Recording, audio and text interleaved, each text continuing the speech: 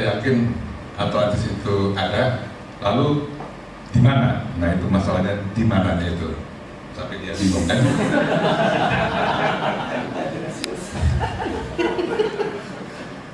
Nah, orang juga mungkin nggak tahu ya bahwa di naskah itu kondisi geografis, geologis, sumber daya alamnya, fauna, flora itu sangat detail. Nah orang juga mungkin nggak pernah barangkali ya bahwa yang namanya bisa benua atau daratan Atlantis itu bukan daratan yang terpisah.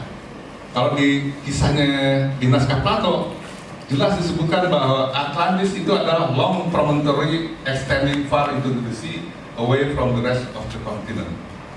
Jadi penanjung besar dari sebuah benua yang besar yang menjorok ke arah lautan yang dalam. Kan jarang katakan orang seperti itu kan. Nah ini juga dalam deskripsinya jelas bahwa banyak sekali seperti kayunya macam-macam untuk carpenter's wood,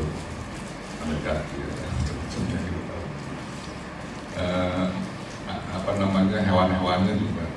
Terus sampai ada deskripsi bahwa di Atlantis itu banyak the fruits having a heartbeat for drink and meats and ointment, apa lah gitu ya. Kemudian kan juga ada asinan gitu ya, ada tape, which spoil the keeping gitu ya. Jadi seperti itu deskripsinya Atlantis itu. Ya, jadi ringkasannya bahwa dari deskripsi di dialog Plato tidak bohong, Phidias dan Critias, bahwa negeri Atlantis itu tidak di Eropa. Tidak di Eropa, orang diceritakan bahwa pasukan Atlantis dengan fleetnya itu dia menyeberangi Atlantic Ocean menyerang Eropa Timur. Nah, bukan Eropa dong, gitu ya, di luar Eropa. Kemudian tanah Atlantis bukan benua atau pulau besar yang terpisah, melainkan sebuah semenanjung besar dan panjang dari sebuah benua yang menjorok ke arah lautan yang dalam. Sebutkan bahwa tanah Atlantis adalah yang terbaik di dunia, sangat subur, mempunyai sumber daya alam dan keamanan yang luar biasa. Tanah Atlantis punya banyak pegunungan, perbukitan, ada sumber mata air panas, ada gunung api-api. Kemudian di Atlantis memakai berbagai macam logam, emas, tembaga, silver, dan sebagainya. Banyak jenis kayu, kemudian ada itu tadi, ada kelapa ya, kemudian ada asinan, ada banyak jamu-jamu juga di sana gitu ya, herbal-herbal, faunanya beragam, ada gajah, ada lumba-lumba, ada kuda, air limpah, dan deskripsinya jelas bahwa di Atlantis itu dua musim, artinya tropis, karena juga selalu disinari oleh matahari, jadi harus negeri tropis. Tidak hanya itu, dideskripsikan juga bahwa di tengah-tengahnya Atlantis itu ada satu dataran yang sangat indah, sangat subur, yaitu dikelilingi oleh pegunungan dan perbukitan. Kemudian di dataran itu dialiri sungai yang sangat besar, yang anak-anak sungainya itu berasal dari pegunungan di sekitarnya. Gitu ya. Airnya mengalir di tempat itu kemudian ke arah laut. Kemudian juga disebutkan ukurannya di situ dengan jelas. Nah, ini ukurannya adalah 555 km kali 370 km. Ada sungai besar, punya anak sungai dari wilayah pegunungan. Jadi singkatnya ciri-ciri Atlantis itu demikian, gitu ya, yang tadi kita diskusikan. Nah ini juga tentang kehancuran Atlantis. Jadi setelah Atlantis itu hancurnya disebutkan adalah oleh gempa dan banjir besar. Kemudian yang menarik bahwa tenggelamnya benua Atlantis itu tidak seketika juga, tapi dia berproses. Ada prosesnya yang panjang. Jadi terjadi berkali-kali selama 9.000 tahun. Dan sepanjang tahun ini dia terjadi banyak sekali erosi di pegunungannya dan banyak penggunaan sedimentasi yang tebal di bawahnya, gitu ya. Jadi proses geologi yang sangat panjang. Dan yang menarik, setelah itu yang kita lihat sekarang sisanya Atlantis itu hanya tinggal tulang-tulangnya saja. maksudnya tulang-tulangnya dari sisa benua yang hilang itu. Nah, jadi kalau kita bandingkan dengan geografi dan biologinya Sundalen, ya tidak ada bedanya. Jadi kalau kita pertanyaannya wilayah mana yang paling cocok dengan deskripsi Atlantis di dialog atau Timaeus Riccius, nggak ada pilihan di situ.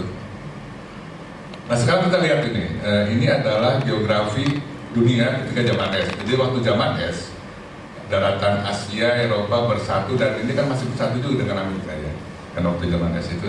Jadi ini satu benua yang besar, kemudian di tengahnya ada satu semenanjung besar yang menyorok ke wilayah tropis ini yang disebut sebagai Sundalen. Nah, ini bandingkan dengan deskripsi Plato di dialog ini. The whole country of Atlantis is a long promontory extending far into the sea away from the rest of the continent, while the surrounding is deep ocean.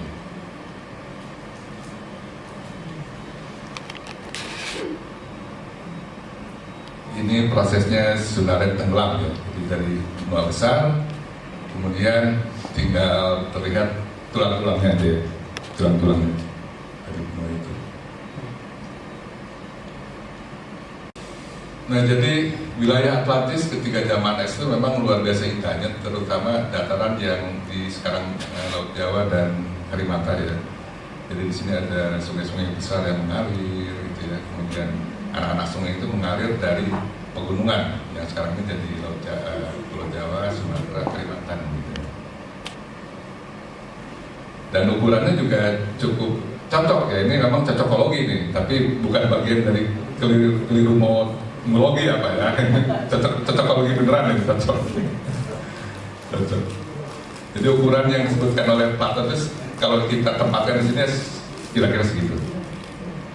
Fakta yang lain bahwa kalau kita lihat peta dunia untuk zona tropis, satu-satunya wilayah daratan besar yang tenggelam di zaman es hanya di sini, dan di Sundalen, di yang lain nggak ada. Jadi nggak ada pilihan memang. Mau milih yang mana gitu, memang nggak ada. Nah, sekarang kita eksplorasi ada nggak sisa peradaban di Sundalen gitu ya. Kan tetap aja walaupun secara deskripsi cocok, secara semuanya juga informasi cocok, tapi kan bukti kerasnya harus kita dapatkan. Tetap dapat data yang luar biasa dari rekan Dr. Anna Bahtiar, yaitu kebetulan jadi konsultan minyak di Teluk Thailand. Nah, biasanya yang namanya data 3D seismic itu yang dipakai hanya yang dari 1000 meter ke bawah karena untuk cari minyak. Nah, tapi kebetulan ada teman di oil company yang dia tahu kan Pak Anna Bahtiar juga meneliti Gunung Padang, jadi dia penasaran, oleh kita ngolah aja yang dangkalnya itu yang sampai ratusan meter di bawah muka air laut. Nah, itu yang dilakukan untuk Gulf of Thailand. Gulf of Thailand itu kan termasuk wilayah Sundalen ya. Nah, ketika dia proses, ternyata memang terlihat ada jejak sungai purba sekitar 70 meter dari bawah muka air laut. Jadi data itu bisa melihat. Nah, yang mengejutkan ketika dia sayat, ini kalau data 3D itu kan bisa disayat ya, dari manapun bisa disayat, jadi bisa melihat apa yang ada di dalamnya. Nah, ketika dia sayat yang di bawahnya lagi, yang terlihat seperti ini.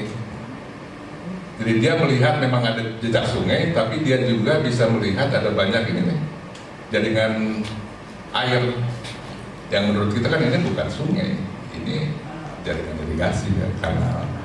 Dan ini posisinya adalah sekitar 100 meter di bawah muka air laut. Jadi kalau kita lihat dari data kenaikan muka air laut, 100 meter di bawah air laut sekarang kan berarti usianya di atas 12.000 tahun ya. Tua sekali.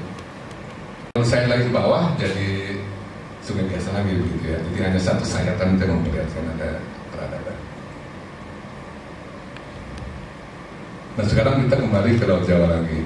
Nah, sebetulnya kita banyak juga dapat ada 3D seismik di sini ya, tapi kita nggak ada akses karena ini dipunyai oleh oil company, harus ada izin khusus. Tapi kebetulan ada teman yang bekerja untuk oil company, dia membuat satu analisis di selatannya Belitung ini, dan hasilnya memang melihat ada sungai itu. Meskipun ya kita belum lihat irigasi, belum ya, belum ketahuan, perlu data yang lebih banyak lagi. Nah kebetulan juga rekan Gegar, mana Gegar? Itu ada Pak Gegar yang buatnya. Jadi kebetulan waktu itu terlibat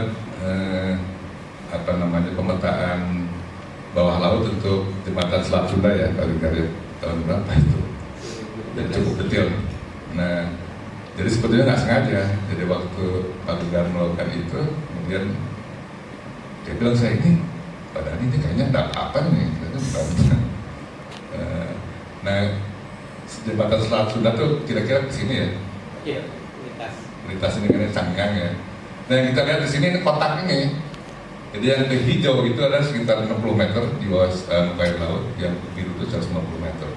Jadi ini dinding yang tajam gitu ya. Jadi ya kita kan geologi tahu ini bukan erosi geologi, jelas bukan gitu. Nah, kemudian di sini ada seperti ada celah kecil kan ini. Jadi ini indikasi yang sangat kuat bahwa ini adalah pelabuhan yang sekarang sudah tenggelam. Jadi kalau itu 60 meter di bawah muka air laut, artinya usianya ya sekitar 12 ribu harus.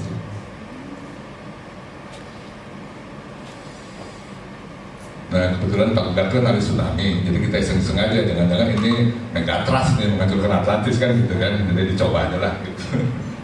Tapi kita nggak jangan ya. Waktu kalau bisa, ya sudah lewat aja. Baik, ini Pak Gegar lagi. Ya, saya nggak tahu ada apa dengan Pak Gegar. Jadi beliau itu melakukan multi-beam bathymetry di Selat Bali antara Banyuwangi dengan Bali gitu ya. Ini gambarnya akhirnya karena ininya ya terlalu terang ya. Tapi kalau masih bisa melihat ya, ini ada garis ini. Nah, ini juga nggak logis, masuk akal kalau di geologi. Ini harus tetap aja ke sini kan, ini ya lembah.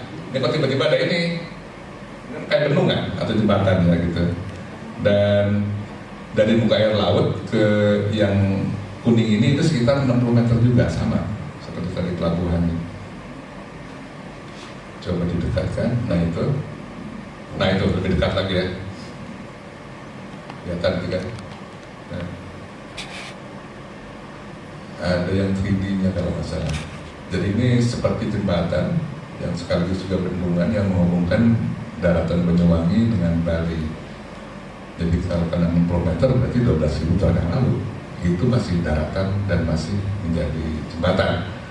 Nah ini yang 3D-nya lebih jelas lagi mungkin ya, ini yang kelihatan. Ini Banyuwangi, Bali gitu ya. Jadi kelihatan ini saya pikir bukan alamiah, ini artifisial bendungan. Sehingga kita juga harus nanya ke Pak Lahyang ini, apakah jangan-jangan Alengka itu di Bali, bukan di Sri Lanka ya Pak ya. Jadi itu mungkin perlu diuruskan juga kalau UNESCO Pak. Jadi Bali ini adalah Alengka gitu Pak. Yang ramah cintanya mungkin di Banyuwangi ya. Ya Raja Jawa itu, Mas.